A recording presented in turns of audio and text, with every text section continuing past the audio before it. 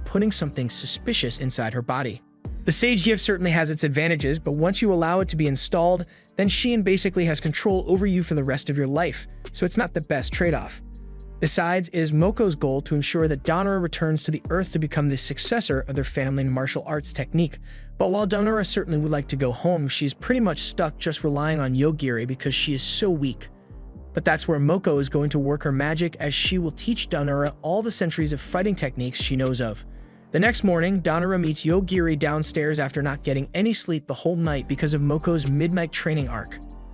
She asks Yogiri if they are going to meet up with the rest of their classmates after this, and that is something he wanted to talk to her about. They both meet with a woman called Celestina, and she's been helping Yogiri by looking up the locations of all his classmates and how to get to them from here, as well as getting language translation and status concealment items for them. She even made him a charger for his game console, and got to say, Celestina is really earning that paycheck. She has also prepared 2 tickets for the both of them to reach the capital by train with a noon departure time. Yogiri thanks her for all her hard work, and if you were wondering how they've been paying for all the stuff they've gotten, they still have tons of gold they robbed from the 3 returner students. Yogiri asks Celestina if she can take their leftover gold and do something like put it in investments for them, and she totally does it with no issues. The two move on to continue their journey to join up with the rest of their classmates and are heading toward the Primal Forest because Celestina thinks they will head there to train. But midway through the ride, Yogiri senses something and pushes Danara down to avoid a slash that destroys the entire train car. One of those Dragon Ball Sage fights is happening nearby and the collateral damage is really high. Elsewhere, one of this world's sages receives a report from Edelgard about the situation that occurred earlier, but they still don't know what happened since the guy who was still alive hasn't been able to give them an answer. This was the guy whose eyes Yogiri told to die, but they do not know about his ability, so they are confused and trying to figure out the cause. Even after ripping out one of the guy's eyes and using healing magic to grow a new one back in place, he still can't see.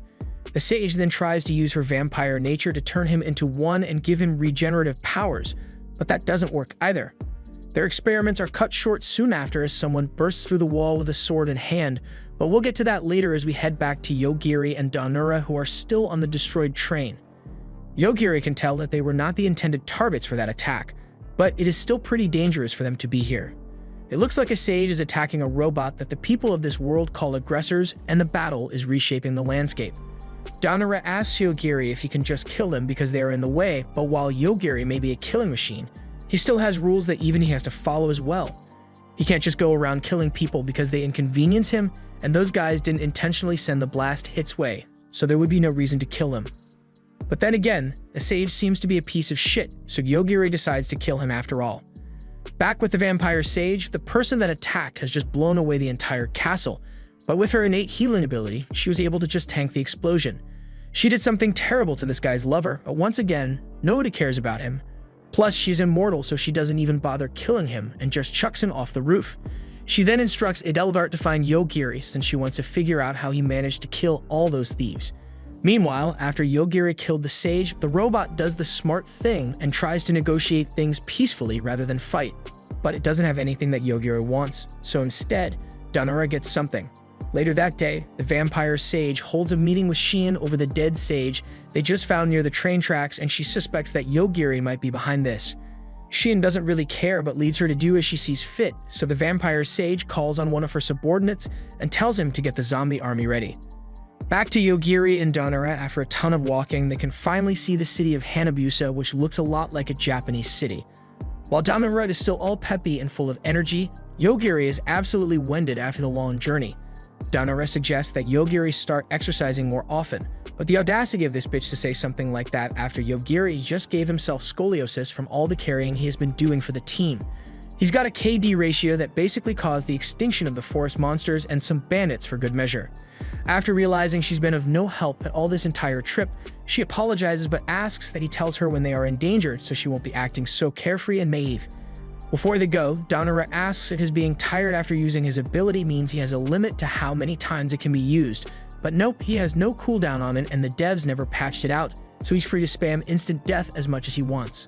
They head into the city and are amazed by its futuristic appearance as they walk through its streets. They end up coming across a hotel that Celestina had suggested that they use, so they decide to head in and stay for a while before they do anything else. As they walk inside the hotel, They come across one of their classmates, Tachibana, who greet them normally like he didn't abandon them to their doom. Danura asks why he is here since, from what they know, he should still be with the rest of the class in the forest. He responds saying he split up from the rest of the group because he didn't agree with their inefficient methods of gaining levels. He had something much more beneficial for himself in mind: slavery. As soon as he got here, he learned that slaves were still a thing, so when asked how many he wanted, he said yes. These are the primary members of his harem: Erica, Stephanie, Chelsea, Euphemia, and Riza. These are quite the array of different girls, but they all have one thing in common for now: they hate Danura. Tachibana tells them to shut up for a bit while he talks to his classmates, and while he does that, Yogiri tells Danura that he seems really confident, so he must have a strong ability of some kind. They still don't know what his ability is, but he has been like that since he was in high school. He had the ladies flocking to him, so he was always a bit of a narcissist, and he would switch girlfriends more often than Amazon goes through employees. Tachibana speaks up and says that since they've met here by chance, then would Danura like to become his slave, lover? She's petrified by the absurdity of his statement, but he assures her that it is fine since if she is worried about what will happen to Yogiri, while he usually doesn't swing that way, he'll make an exception for Yogiri as well.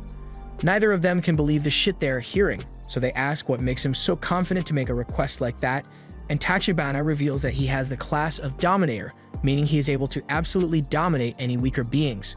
That is a pretty powerful ability, but if Tachibana is here, how does he intend to get stronger if all the others are busy training while he's lounging around here? But that isn't much of a problem for him since his ability is also broken. He explains that after the class had safely made it to the town and were celebrating, he was approached by one of his classmates, Utori, who told him about the true nature of his ability. Utori has the class of consultant, so he came to give Tachibana some insight on what he should do from now on. Right now in the class, everyone is avoiding him because of his class of Dominator, and Utori doesn't want a fight to break out among them. So he informs Tachibana that the true power behind his ability is a pyramid scheme. He can go buy a bunch of cheap slaves and make them go out and fight for him. Then if the slaves win, he gets experience and can make the defeated people become his slaves as well, so his network of slavery will only keep on growing as time passes and his XP gain will be exponential. That's certainly useful information, but the menu screen didn't have any information like that, so he questions how Utori was able to figure this out. Utori revealed that his ability allows him to see the hidden details of anyone's ability, but that still doesn't answer the question of why is he giving a free consultation like this. As a consultant, his chances of successfully becoming a sage are tied to the success of his classmates, so he wants everyone to do the best they can do so they don't end up as livestock on the chopping block. That basically means that at this very moment, Tachibana's number of slaves is rising and he is gaining levels without needing to do anything at all, so he re-extends the offer and asks Danura to become his slave, but she still likes having her freedom. Tachibana agrees to leave and says he will give her time to think about the proposal. At least he isn't being pushy about it, so he isn't much of a threat to them for now, but Yogiri points out that it might actually be safer for Danura if she were to go with him since she would be close to the top of the pyramid scheme, but that's still not an option. 3 days pass and Yogiri has been asleep this entire time and Danura can't do anything by herself because she needs him to be there to carry the team. It has been peaceful this far, but not anymore as the zombie army has begun to invade the city. But once again, Yogiri isn't awake, so Danura just closes the curtains and chooses to ignore it. While she is laying on the bed, Mokomoko informs her that there is someone currently targeting her, but she isn't able to see them, so since she isn't built to handle threats at all, Danura grabs the phone to call Yogiri for help. Yogiri wakes up to the call for help, so he leaves his room to go save her life again. As he enters the hallway, he is able to scan and can sense some killing intent coming from someone, so he traces it back and kills the assailant, who happens to be Erica. He knocks on Danura's door to tell her there was actually someone targeting her, so now they got to discuss their next move. But first he makes a call to the local morgue for one more coffin. Tachibana was out in a dungeon when he noticed that Erica's signal suddenly stopped working, so something must have happened, and on the other end, Yogiri realizes that Tachibana might come back for revenge since he killed one of his top slaves, so they had better leave soon. Meanwhile, Tachibana has just effortlessly cleared the 100th floor of the dungeon with no trouble thanks to the skills of his servants, which he is able to use at will. And now that he is done with that, he decides to check on the situation with Erica suddenly dying. He looks through her memories and she just kind of fell over suddenly. He doesn't know what killed her, but Euphemia thinks she might have been jealous of Danura and tried to eliminate her, leading to what they saw happen. Tachibana doesn't really care about Erica, but he doesn't want Danura to leave without becoming his slave, so he takes a less diplomatic approach